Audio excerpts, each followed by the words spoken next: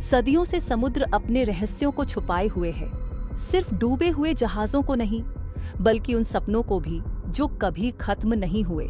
Florida keys के पास Atlantic महासागर की गहराइयों में दुनिया के सबसे बड़े खोए हुए खजानों में से एक छिपा है। साल था 1622, जब स्पेन समुद्रों पर राज करता था और उसके खजाने से भरे जहाज नई दुनिया से सोना, चांदी, पन्ने और कीमती सिक्के लेकर लौट रहे थे।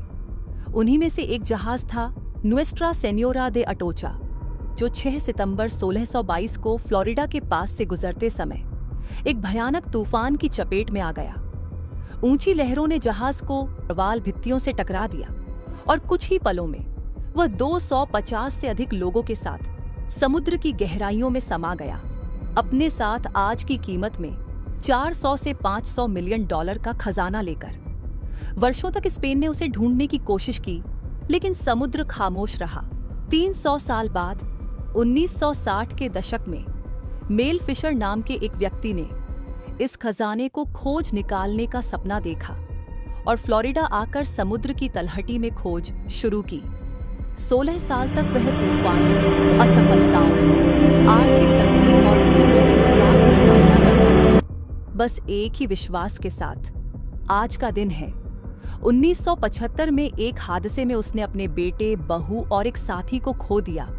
एक ऐसा दुख जो किसी को भी तोड़ सकता था, लेकिन मेल फिशर ने हार नहीं मानी। उसने समुद्र में वापसी की, सोने के लिए नहीं, बल्कि इसलिए क्योंकि हार मान लेना उनके बलिदान को बेकार कर देता। आखिरकार 20 जुलाई 1985 को समुद्र ने अपना रहस्य खोला और गोताखोरों को सोने की ईंटें, चांदी के सिक्के और पन्ने दिखाई दिए। अटोचा का खजाना मिल चुका था।